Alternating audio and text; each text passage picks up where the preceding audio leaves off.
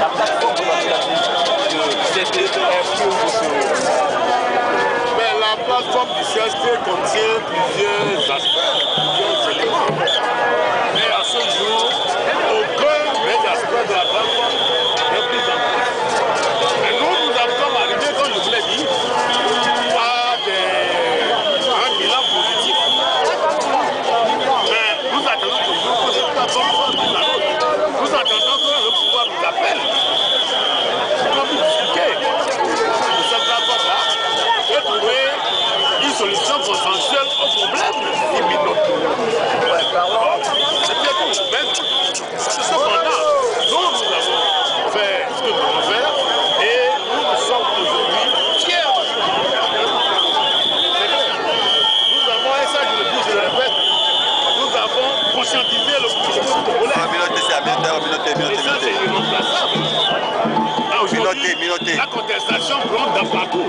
Personne ne se laisse plus intimider par le pouvoir en place. Tout le monde revendique ses droits aujourd'hui. Et ça, nous pouvons affirmer que c'est un des bilans. Nous avons empêché l'organisation des élections de sinon les 16 élections ont dû avoir lieu depuis longtemps. Nous les avons empêchées. Mais c'est quelque chose d'extraordinaire. C'est l'homme du CST.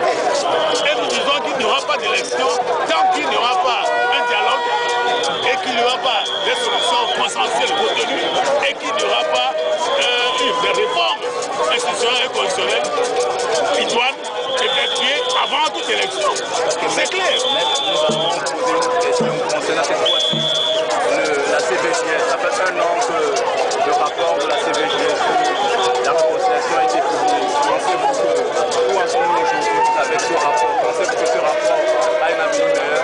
C'est comme si vous ne connaissiez pas le pouvoir de vous. Vous connaissez le nombre de rapports qui ont été mis en œuvre de vous. Après, moi, je ne connais aucun. Vous savez que dans ce pays, il y a eu des tas de commissions qui ont rendu des rapports. Est-ce que ces rapports sont entrés en œuvre? Non. Au Togo, lorsqu'on veut noyer un problème, on crée une commission, on fait un rapport, on fait des travaux, on met de l'argent, on fait un rapport et ça reste les comptes. Comme d'habitude, il revient au peuple togolais de revendiquer ses droits, de se lever et de dire non. C'est tout. Ce qui veut dire que ce rapport jusqu'à aujourd'hui. Jusqu'à aujourd'hui, est-ce que vous avez entendu un seul point du rapport qui a été mis en œuvre? Alors que pensez-vous du processus de réconciliation au Togo? Ça veut dire que le pouvoir ne veut pas réellement de réconciliation. Ça veut dire que le pouvoir veut une réconciliation pour la forme, une réconciliation trompe-l'œil, une réconciliation comme son père a pu le faire il y a quelques années.